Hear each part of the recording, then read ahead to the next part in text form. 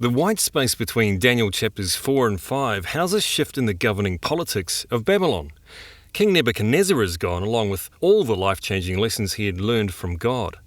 Babylon is now under the reign of Nebuchadnezzar's son, Belshazzar, exchanging humble faith towards God for drunken rebellion and idol worship.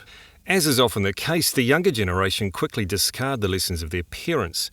In this alcohol-bolstered arrogance, Belshazzar commanded that the vessels of gold and of silver that Nebuchadnezzar his father had taken out of the temple in Jerusalem be brought, that the king and his lords, his wives and his concubines might drink from them. While drinking wine from cups made for worship to Yahweh, they arrogantly praised their false gods. And then the unthinkable happened. Immediately the fingers of a human hand appeared and wrote on the plaster of the wall of the king's palace. And the king saw the hand as it wrote. Then the king's colour changed, and his thoughts alarmed him. His limbs gave way, and his knees knocked together. Self-belief failed him, and it only took a little divine handwriting.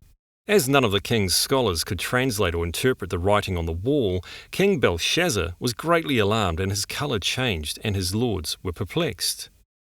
In the providence of God, the queen possessed a little more sense, who suggested that Daniel be called, and he will show the interpretation. It is the grace of a loving God that provides voices of wisdom to instruct sinners in the most perplexing times of life. The fearfully desperate king promises Daniel great reward if he would read the writing and make known to me its interpretation. To which Daniel replied, "Let your gifts be for yourself, and give your rewards to another. Nevertheless, I will read the writing to the king and make known to him the interpretation." Daniel proceeded with his humble confidence in God, reminding the king of the lessons learned by his father Nebuchadnezzar. He was driven from among the children of mankind, and his mind was made like that of a beast, and his dwelling was with the wild donkeys.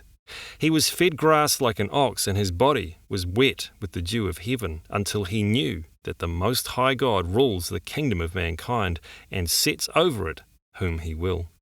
Belshazzar chose to ignore these familiar lessons. He chose to ride high on pride and a sense of self-authority. He willfully rejected humility. He rebelled against the Lord of heaven, and he worshipped idols. So God wrote on his wall for all to see, and Daniel explained it to Belshazzar. Mene, mene, tekel, and parsin. God has numbered the days of your kingdom and brought it to an end. You have been weighed in the balances and found wanting. Your kingdom is divided and given to the Medes and Persians.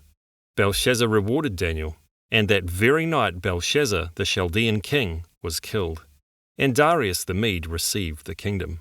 Belshazzar had exhausted the many gracious opportunities provided by God to humble himself before the God of heaven as his father had.